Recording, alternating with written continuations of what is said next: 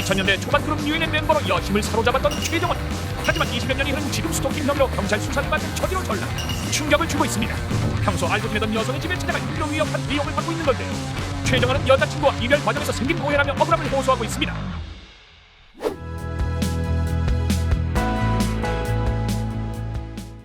성범죄는 나한테 맡겨라. 성범죄 해결사 성범죄 SOS의 민결철 변호사입니다. 기사에 따르면 최정원 씨는 평소 알고 지내던 여성의 집에 찾아가셔서 흉기로 위협한 의혹을 받고 있다고 합니다. 스토킹 범죄의 처벌에 관한 법률 위반 혐의로 입건이 됐고요. 피해자 보호를 위한 긴급 조치까지 내려진 상황이라고 합니다. 지금 말씀하신 그 피해자 보호를 위한 긴급 응급 조치란 무엇인가요? 대표적인 접근 금지예요. 법원에서 너 이 사람한테 다가가지 마 라고 내리는 조치가 접근 금지. 그 다음에 두 번째로는 경찰의 신변 보호 조치가 있을 수가 있어요. 이제 피해자한테 버튼을 준다고 하죠. 이 버튼을 누르면은 응급 상황으로 출동할 수 있게끔 접근 금지와 신변 보호 조치, 이 두 가지가 대표적인 응급 조치라고 보시면 됩니다. 이 헤어지는 과정에서 찾아간 것도 이것도 스토킹인가요? 찾아오지 말라고 하는데 찾아가는 게 스토킹인 거예요. 그 스토킹이 되기 위한 요건이 첫 번째는 거절의 의사표시, 두 번째는 반복성, 세 번째는 지속성. 너 나한테 더 이상 카톡 보내지 마. 근데 하루에 1000개를 보냈어. 스토킹 되는 거예요. 반복성이 너무 많으면 지속성이 약해도 스토킹이 돼. 근데 1년에 한 번씩 연락했다. 10년 동안. 이건 스토킹 되기가 어려워요. 근데 거절의 의사표시 부분이 되게 애매해요.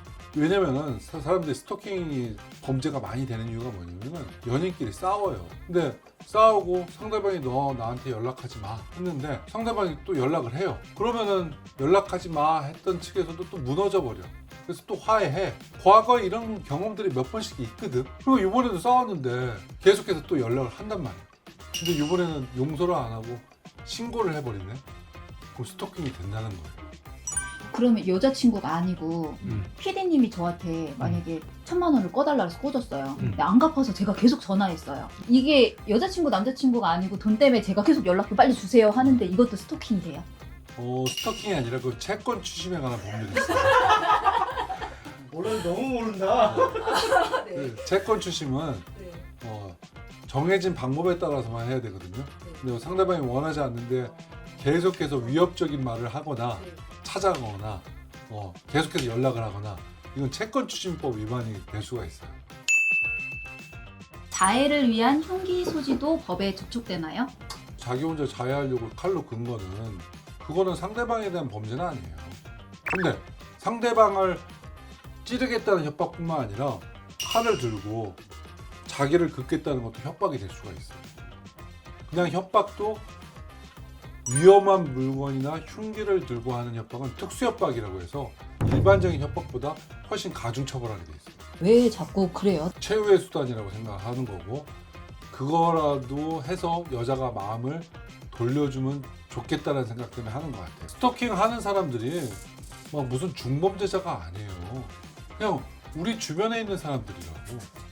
법원에서 스토킹으로만으로 구속하는 건 쉬운 일이 아니에요. 뭐 문자 넣고 찾아가고 전화하고 전과도 없고 초범인데 이 사람을 어떻게 구속하겠어요? 근데 가끔가다 중대범죄가 발생하잖아요. 여자를 죽일 생각을 갖고 있는 사람이 접근금지를 무서워하겠어요? 접근금지를 무서워하지 않아요. 갑자기 열받치면은 접근금지고 뭐고 눈에 보이는 게 없이 칼을 들고 와서 상대방을 찔러버리는 거거든. 모든 사람이 그렇다는 건 아니에요. 근데 그건 접근금지로는 막을 수가 없어요.